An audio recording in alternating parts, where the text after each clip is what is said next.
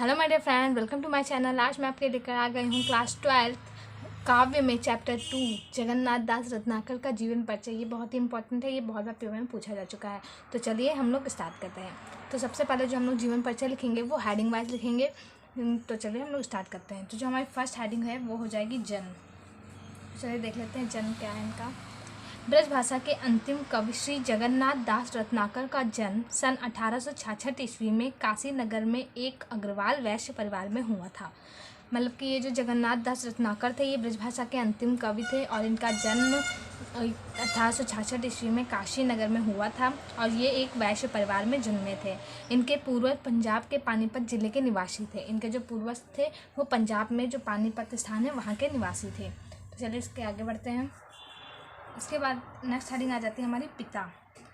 तो इनके पिता पुरुषोत्तम दास फारसी के विद्वान थे। मतलब कि जो इनके पिता था उनका नाम था पुरुषोत्तम दास।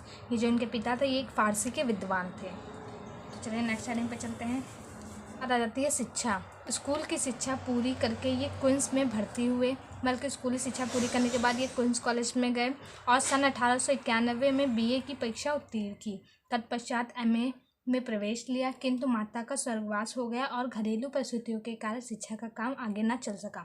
लेकिन इन्होंने अपनी जो स्कूल की शिक्षा होती है उसे पूरी करने के बाद क्वींस कॉलेज में इन्होंने एडमिशन लिया। 1891 में इन्होंने BA कंप्लीट किया। इसके बाद इन्होंने MA करने के लिए फॉर्म डाला होगा या जो भी किया होगा। लेकिन उसी टाइम इनकी जो माता जी थी उनका निधन हो गया था, जिसके कारण ये आगे की पढ़ाई पूरी नहीं कर पाए। तो आई होप आपको समझ में आ रहा होगा। तो चलती है रचनाएं में सबसे पहले हम लोग हेडिंग डालेंगे ग्रंथ। इन्होंने कौन कौन से ग्रंथ लिखे हैं? तो उन्होंने लिखा है सुधाकर, दीप प्रकाश, सुंदर श्रृंगार, नख सिंह, हमीर हट, रस विनोद, समस्या पूर्ति, सुजान सागर और सूर सागर अपूर्व। इन्होंने ये कुछ ग्रंथ लिखे थे। इसके बाद इनकी अन्य रचनाएं देख लेते हैं। वो हैं हिंडोला, समालोचनादर्श, हरिश्चंद्र, कलकाशी, श्रृंगार लहरी, रत्नाटक, गंगावतरण आदि। ये थी इनकी कुछ रचनाएं। इसके बाद चलते हैं हम साहित्यिक परिचय पे। तो जो इनका साहित्यिक महत्व है वो क्या है, चलिए देख लेते हैं। रत्नाकर जी की सबसे बड़ी विशेषता यह है कि उसमें समस्त प्राचीन मध्ययुगीन भारतीय साहित्य का सौष्ठव बड़ी ही स्वस्थ, समुज्ज्वल तथा मनोरम रूप से एक बार पुनः आधुनिक युग में भी पाठकों के समक्ष आ जाता है।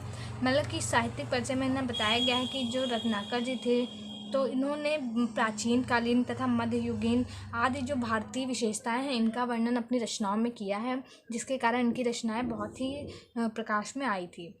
नेक्स्ट हेडिंग हमारी भाषा शैली। रत्नाकर जी की भाषा ब्रजभाषा है।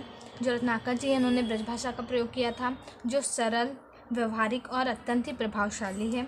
रत्नाकर जी की शैली अत्यंत ही महत्वपूर्ण, संवेदनशील, उत्कृष्ट तथा प्रभावपूर्ण शैली है, जिसे रीतिकालीन अलंकृत शैली का नाम दिया जा सकता है।